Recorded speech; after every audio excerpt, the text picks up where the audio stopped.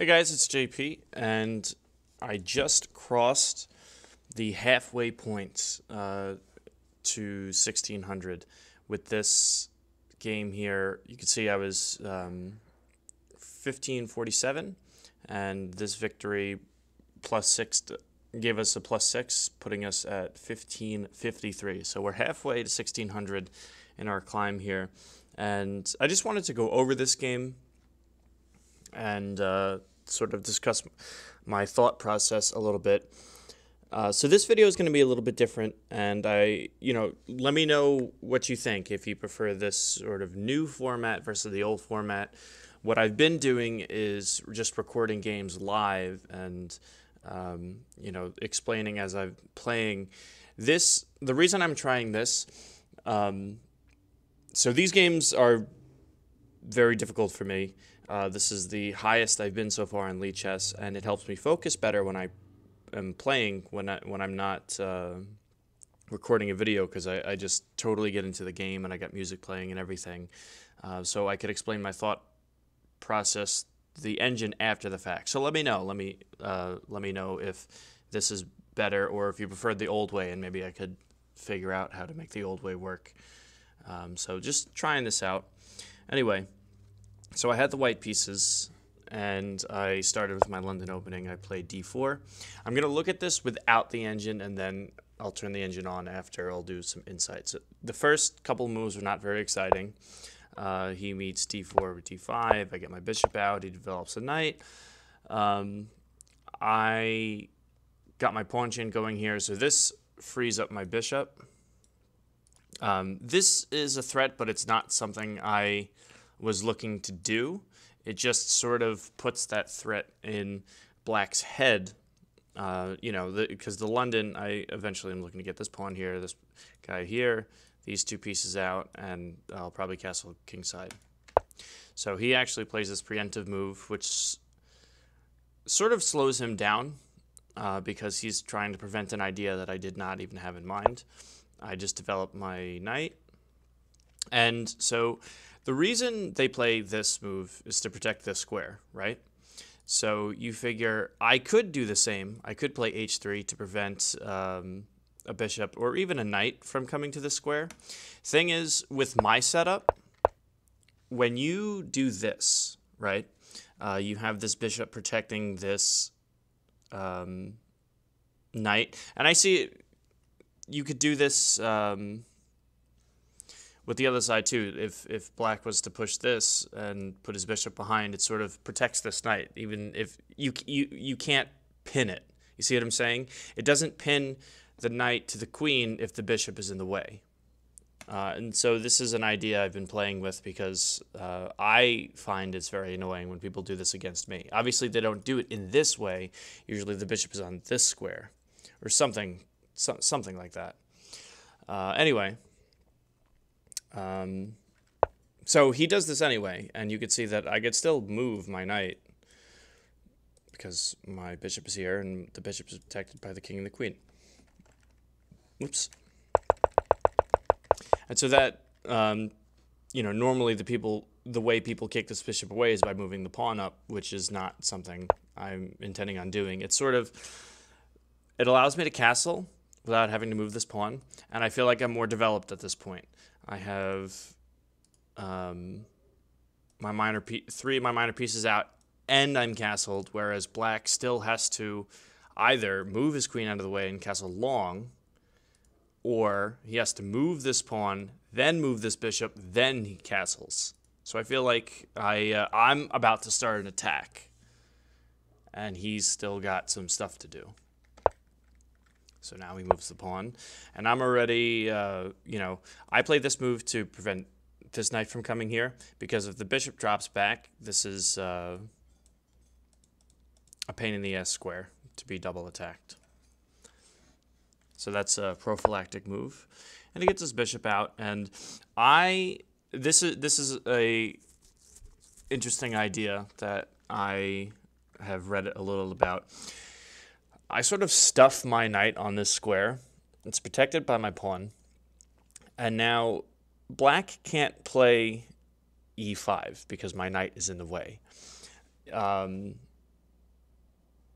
it's just annoying. It limits his space. And something I was also thinking was I have this threat here. I'm actually attacking this bishop twice, and he's only defending it once with his knight up here. So if not only can he not immediately gain space, but if he was to castle, let's say, a very natural move, I just take his bishop. And he can't, if he recaptures with the knight, then I recapture with my bishop. And I'm just up a piece.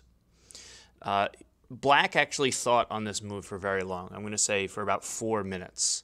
And there's another blunder here, actually. Notice that there's a piece on either side of this e5 square. If he was to try to... So he can't capture this knight with a pawn. If he was to try to capture it with this knight here, I recapture with my pawn, and now my pawn is forking both of these pieces. And that's another way I could win a piece. So it sets black up for a trap. That's not the main intention of this move. Like I said, the main intention is to stop his e5 pawn advance. But there's definitely some things that black has to watch out for. So he doesn't fall for either of the traps. He simply recaptures. He simply captures with his bishop, which I think is the best move he had. I decided to capture with my pawn because my pawn is kicking this knight away, which is just annoying for him. He chose to capture. I chose the only recapture. And then he moves his knight away. So I know that he's going to short castle because he can't long castle. The queen is still in the way. I have a pawn on this annoying square. I have this minor piece over here. I have my queen that's about to swing over to the side. And, my knight, he's undeveloped, but I'm going to get his ass over here. My attack is already, I have some ideas. Granted, this pawn is dead because he has 2 attackers on it, but I'm not worried about that pawn. I'm worried about getting my pieces over to his king side and ripping him apart. So I bring my queen right over. This does actually defend this pawn for a second time, but that was not my intention. Well, I saw it, but the main reason I bring the queen over is to get my attack going. So he castles, and I'm bringing my other minor piece. I'm putting 3 pieces over on his king side. And look, he has no attack on me, and he has no attack over here. This is what I was talking about. The way in which I developed my pieces sort of enabled me to get this lead in my attack. I'm attacking first. So he plays this move, and I say, I don't care, take that pawn. I'm bringing my knight over. So he takes, and here, so I've already looked at my attack with the engine, and I made some mistakes, but my threats are superficially scary, at least. This threatens mate in 1. He has to do something about this. So again, it made him think a lot. And I will look at how I could have executed this better. And my thought process when I played this move, I was like, okay, if I play here, I threaten mate in 1. The most natural looking defense is to play pawn up. And if he does that, I could jump over here, and now I'm forking these 2. That was my thought process. So it looked good. Even though my bishop is under attack, I figure worst case scenario, if he takes my bishop, then maybe I can win his rook. And then, yes, my knight would then fall, but, maybe I'll pick up one of his knights. So we'll see. So he did play this, and I did play that, and he went into a deep think, a very deep think.